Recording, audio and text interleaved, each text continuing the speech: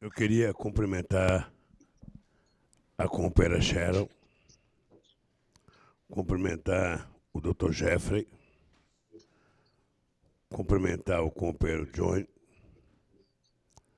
cumprimentar o companheiro Cristiano, a companheira Valesca, o João Felício e o Lisboa, que estão representando o Brasil. É dizer para vocês que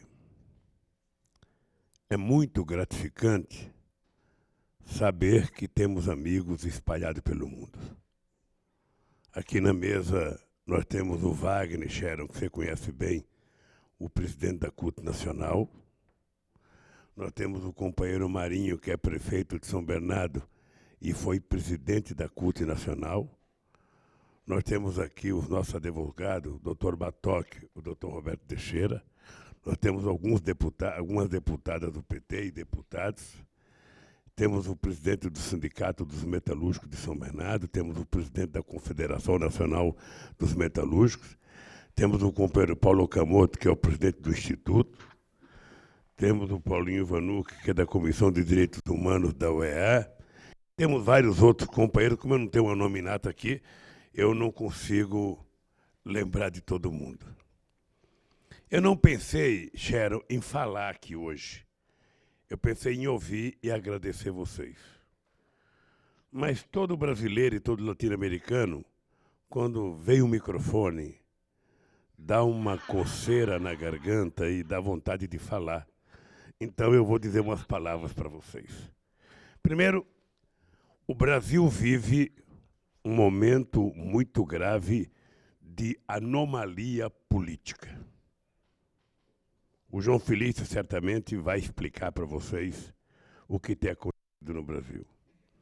Aqui no Brasil as coisas estão funcionando de forma tão absurda, meu caro Lisboa, tão absurda, que 2 dias após o impeachment da presidenta Dilma ser votado no Senado, eles mudaram a lei que foi a razão pela cassação da Dilma para garantir que outros presidentes façam o que eles acharam que foi crime cometido pela Dilma. Apenas 2 dias depois da cassação da Dilma, eles mudaram a lei da pedalada, autorizando o presidente fazer pedalada. Segundo, no dia 14 de dezembro de 2014, eu fui ao Ministério da Justiça numa homenagem ao meu ministro Márcio Tomás Bastos, que tinha falecido, e eu fiz a primeira denúncia de que havia uma criminalização do meu partido e havia vazamento seletivo, tanto por parte do Ministério Público, de uma parcela do Ministério Público e de uma parcela da Polícia Federal. É importante lembrar aos companheiros dos Estados Unidos que eu sou um profundo respeitador da instituição Ministério Público, porque ajudei a fortalecer a autonomia do Ministério Público. Eu sou um profundo respeitador da Constituição, porque fui constituinte em 1988. Embora tenha votado contra o texto aprovado, assinei porque tinha participado. E eu sou um profundo respeitador da tese de que todos são iguais perante a lei.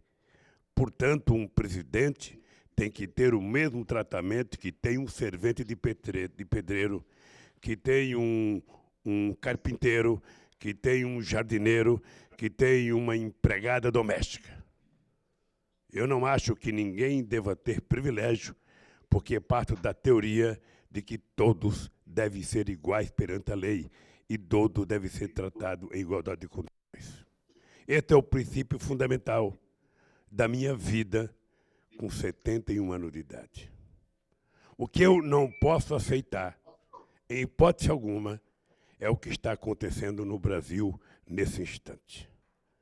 No Brasil, nesse instante, o que menos importa é a verdade. O que mais importa é a construção da versão.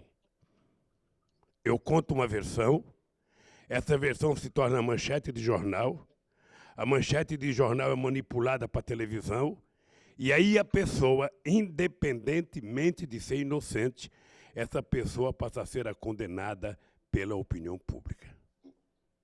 Na última semana, na quarta-feira, alguns representantes do Ministério Público fizeram um espetáculo de pirotecnia depois de 2 anos de investigação ao Lula, à sua família, ao Instituto.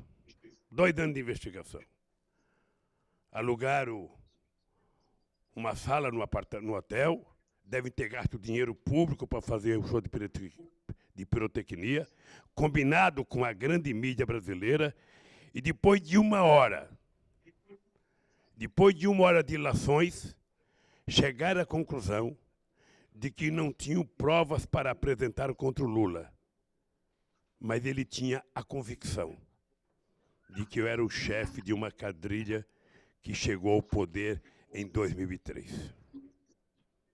Ou seja, ninguém pode ser julgado por convicção de um promotor, por convicção de um delegado da polícia. Quem tem que ter convicção é o juiz em função da verdade que está escrita nos autos do processo. E não eu acho, eu penso, eu acredito. Para alguém ser julgado de verdade e ser condenado ou absolvido, é preciso que a gente tenha certeza do que está acontecendo. Eu poderia dizer, Sharon, que não deve ter no planeta Terra hoje nenhum cidadão mais indignado do que eu. Nenhum. Nenhum cidadão nesse mundo hoje está mais indignado do que eu. Porque as pessoas que estão fazendo esse processo, que na verdade é um conluio, é uma combinação entre alguns agentes da Polícia Federal, alguns agentes do Ministério Público e eu diria até alguns agentes da Fazenda, na perspectiva de tentar evitar que o Lula possa ser candidato. É o que eu leio todo dia, o que eu ouço todo dia. Não tenho certeza. E nem tenho convicção se é isso. Mas é isso que eu leio todo dia. Ora, eu quero que as pessoas compreendam o seguinte. Eu fui presidente desse país. Talvez eu seja um intruso na história republicana do meu país. Porque não estava previsto na sociologia brasileira um operário metalúrgico virar presidente da República. Mais ainda, não estava previsto um operário metalúrgico dar certo como presidente. Não estava previsto fazer a maior política de transferência de renda da história do nosso país. Não estava previsto tirar 22 milhões de empregos formais. Não estava previsto tirar 36 milhões de pessoas da miséria e elevar 40 milhões da classe média. Não estava previsto, inclusive, criar mecanismos legais que permitissem colocar fim na corrupção nesse país. Todos os instrumentos que estão permitindo a Polícia Federal agir e o Ministério Público agir foi Lula e Dilma. Foi o PT que fez. Inclusive aqui, Sharon, nós temos uma coisa chamada Lei de Acesso à Informação. Qualquer pessoa pode saber tudo que é feito todo santo dia pela Presidenta da República. Nesse país nós temos a lei da transparência. Cada cidadão brasileiro pode saber cada centavo que é gasto e pago todo santo dia. Portanto, nós aprendemos no movimento sindical que o exercício da democracia pressupõe transparência total. Nós entendemos que todos os corruptos têm que estar na cadeia. Porque neste país só pobre era preso. É importante que se prenda rico, mas que se prove que ele roubou. É importante que dê às pessoas o direito de defesa. E é importante que as pessoas tenham clareza que não é possível. No tempo dos militares, as pessoas eram presas, eram torturadas para confessar um crime, às vezes não cometido. Agora não. Agora, pelas informações que eu tenho, que eu leio e que eu ouço, as pessoas são presas e a primeira pergunta que diz é o seguinte: tem que falar o nome do Lula. Se a pessoa não fala, vai para a cadeia. Aí prende outro, tem que falar o nome do Lula. Chego até a me fazer sinais de que eles perguntam o dedo, tem que falar, porque eu só tenho 4 dedos. De caso, desenho de denúncia a esse respeito. E eu, Chero, posso dizer daqui do Brasil para você, eu duvido que tenha um empresário minimamente sério nesse país que tenha coragem de dizer que o Lula um dia pediu $1 para ele para alguma coisa. Eu tenho consciência do meu comportamento político. Eu tenho consciência do trabalho que o Instituto faz. Eles estão até tentando condenar o acervo presidencial. Se um dia você conversar com Obama ou conversar com Clinton, Chero, pergunta para eles se eles sabem os presentes que eles ganham. Quando ganha um presente, aquilo vai para o cerimonial, vai para o ajudante de ordem. A gente nem sabe. E eu estou implicando com os acervos porque acha que é uma coisa. Se quiser ser tudo dentro, guardar, nem tem o dinheiro para guardar aquilo. Eu gostaria que o Brasil tivesse um museu da República em que essas coisas fossem guardadas a bem do serviço público e a bem da nação. Então, esse processo de pressão, processo de amedrontar as pessoas, não é um processo inteligente de fazer investigação. É um projeto, eu diria, sabe, de incompetência investigatória. Porque, no fundo, eu acho que tentar criminalizar as pessoas pelas manchetes de jornais, nós sabemos que não dá certo em lugar nenhum do mundo. Quando eu não tenho provas, eu mando a imprensa condenar. Quando eu não tenho prova, eu mando a manchete condenar. E você, como sindicalista, sabe quantas vezes você foi vítima de manchetes mentirosas que nunca eles têm coragem de pedir desculpa. Eu quero terminar a minha parte aqui, se vocês quiserem, está aqui o Roberto e o Batóquio, dizendo para vocês o seguinte. Eu sou um homem de consciência muito tranquila. Se alguém apresentar uma prova contra mim, eu não estou pedindo 2, uma prova contra mim, eu quero ser julgado como qualquer cidadão brasileiro, sabe, subordinado à nossa Constituição. Eu não quero privilégio, o que eu não quero é mentira. O que eu não quero é inverdades. O que eu não quero é falsidades a meu respeito. Eu tenho uma história construída, só de luta são 41 anos.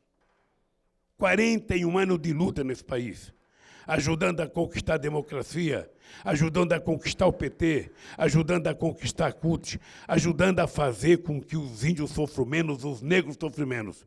Eu não posso aceitar, em hipótese alguma, que algumas pessoas irresponsáveis, venham dizer que eu sou responsável por uma quadrilha nesse país. Eu sou responsável, Chero, pela criação do mais importante partido de esquerda da América Latina. Eu sou responsável, Chero, pela inclusão, sabe, a maior política de inclusão social da história da América Latina. Eu sou responsável e tenho orgulho disso. Estou responsável de fazer o Brasil ser respeitado nos Estados Unidos, na Europa, na América Latina. Eu sou responsável e quero ser responsável de transformar a Petrobras na segunda empresa de petróleo do mundo. Eu sou responsável de ter aprendido, e mais do que aprendido, de ter contribuído para que o povo mais humilde do meu país aprendesse a andar de cabeça erguida e a ter orgulho de ser brasileiro. Se por isso eu tiver que ser condenado, não tem pena, posso ser condenado. A única coisa que eu quero é seriedade no tratamento da minha pessoa, da minha família e dos meus amigos. Nós não construímos a nossa luta e as nossas conquistas de graça, não. Foi com muita luta e não pode estar certo. O que está acontecendo no Brasil não me abala, apenas me motiva a andar muito mais, a falar muito mais, a gritar muito mais. O problema é para o Lula não votar em 2018? O problema é esse? Poderiam me perguntar se eu queria votar em 2018. Agora, a verdade é essa. Eles sabem que, embora eu não tenha diploma universitário, eu sei fazer mais do que eles. E tem uma coisa que eu sei fazer, que é sentir o coração do povo pobre, do povo trabalhador desse país. Então, eu quero de coração agradecer o gesto seu, dos companheiros americanos, e dizer para vocês que lamento profundamente não estar aí com vocês. Gostaria muito de estar aí, estou aqui no Brasil, amanhã tenho muita viagem para fazer, e obviamente que eu estou triste, porque eu fiquei sabendo agora, recentemente, que o juiz Moro aceitou a denúncia contra mim, mesmo a denúncia sendo uma farsa, uma grande mentira contada, um grande show de pirotecnia nesse país.